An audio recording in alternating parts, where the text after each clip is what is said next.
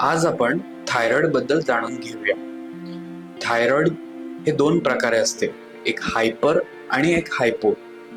तर हायपोथायरॉइडिझम मध्ये basically TSH हे खूप वाढलेलं असतं आणि हायपरथायरॉइडिझम मध्ये TSH हे खूप कमी झालेलं असतं. आपण लोकांमध्ये ऐकतो बारीकवाला थायरॉइड, जाड होण्याचा थायरॉइड. तसं काही नसतं. बारीक लोकांनाही हायपोथायरॉइड होतो. तर थायरॉइडची लक्षणं काय, तर हायपरथायरॉइड बद्दल आपण जाणून घेऊया. हायपरथायरॉइड मध्ये धडधड होणे, एन्झायटी होणे, वजन कमी होणे असे सिम्पटम्स येतात. हायपोथायरॉइड मध्ये वजन वाढणे किंवा डिप्रेशन सारखं वाटणे किंवा पाळी इरेग्युलर होणे हे असे सिम्पटम्स येतात. थायरॉइड हे दोन प्रकारे असतात, एक ऑटोइम्युन हशिमोटोस थायरॉइडायटिस आणि ग्रेव्स डिसीज.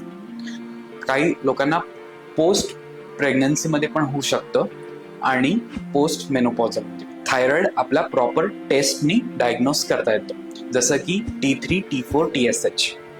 आणि प्रॉपर गायडन्समध्ये आपण डोस ॲडजस्टमेंट केल्यावर सगळे सिम्पटम्स गायब होतात. प्रॉपर ट्रीटमेंट घेतल्यावर आपल्याला रिकव्हरी लवकर भेटते. अजून जाणून घेण्यासाठी आपण मेडिस्पर्श क्लिनिक इथे व्हिजिट देऊ शकता. धन्यवाद.